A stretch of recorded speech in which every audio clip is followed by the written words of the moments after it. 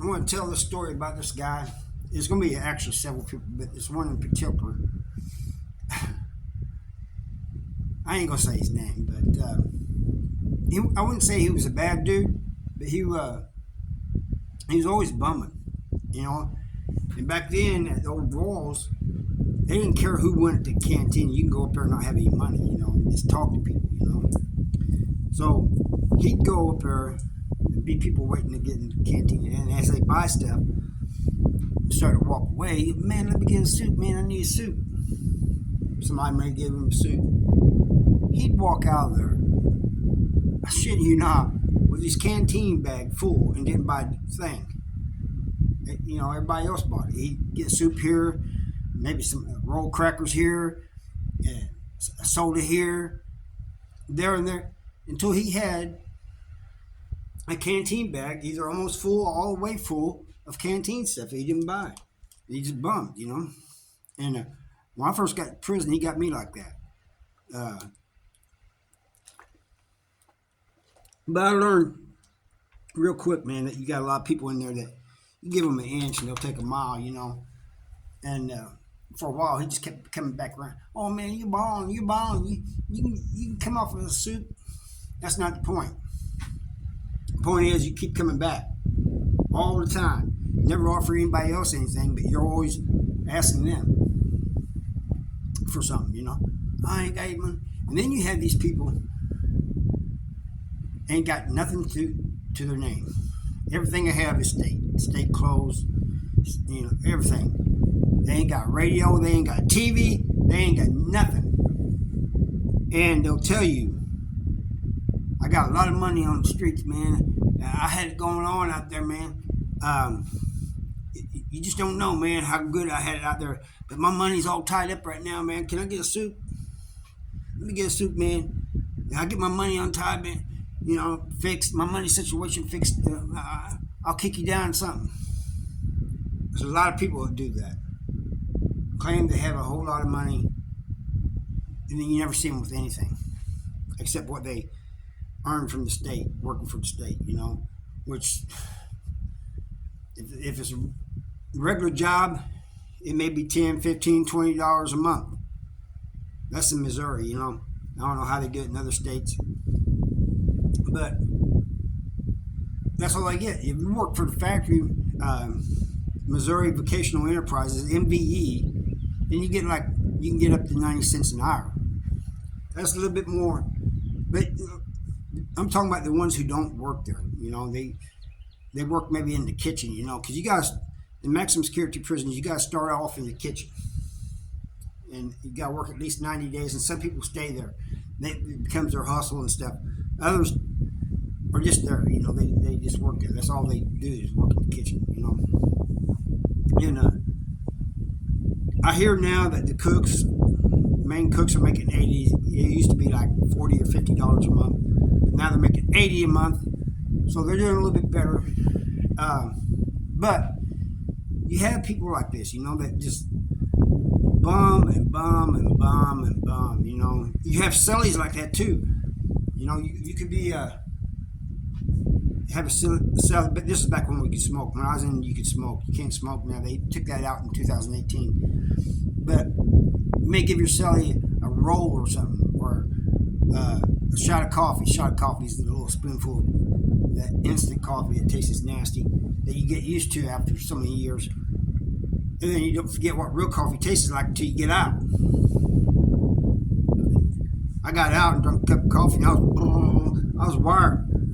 But because I drink coffee all day long. But anyway, I had this one cellie.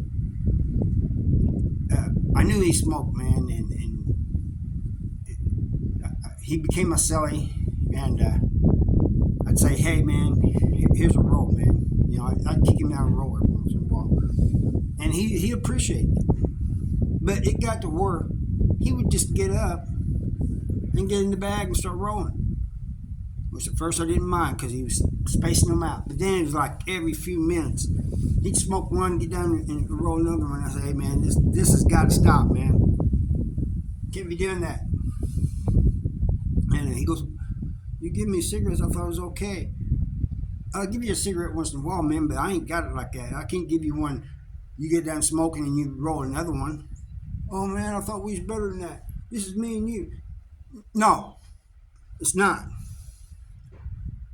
I have a couple people in prison that they'd give me the shirt off their back, and I the same way with them. You and I, we're not like that. And you're getting to where you're taking it for granted. There's another time, me and my Sally, we ran out of coffee, which is we rarely do.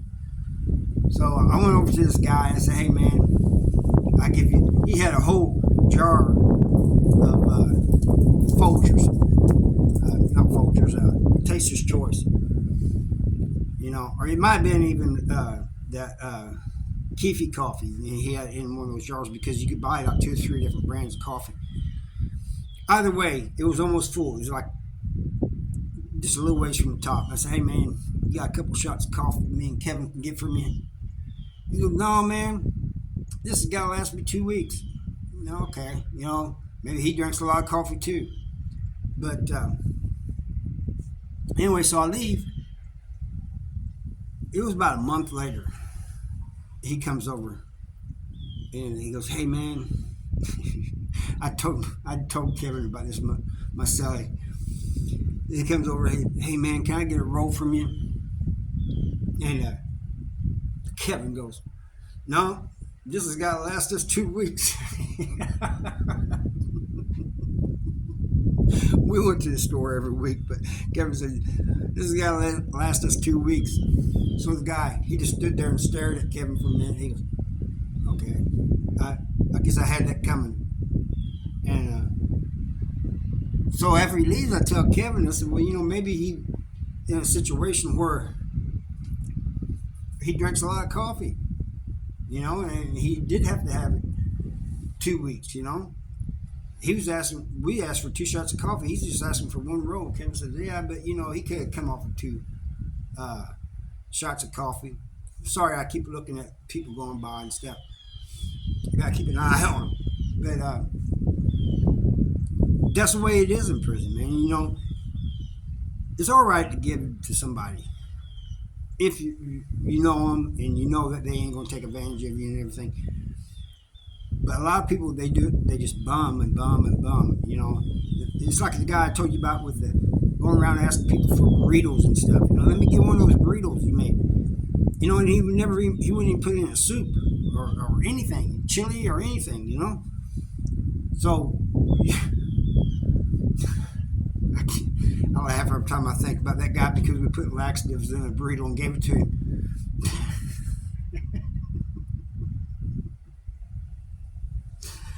That was bad. I know it was bad, but it was funny. And he never did ask anybody after that. In fact, not long after that, well, it was about 6 months or so, there was a pizza that me and my cellie, we couldn't eat it all, and we asked him if he wanted something. No. He was afraid to take anything from us after that. We just trying to be nice then. But that's the way it is in prison. To avoid all of that, just don't go to prison. I know there's people out here like that too. You give them an inch and they'll want the whole mile.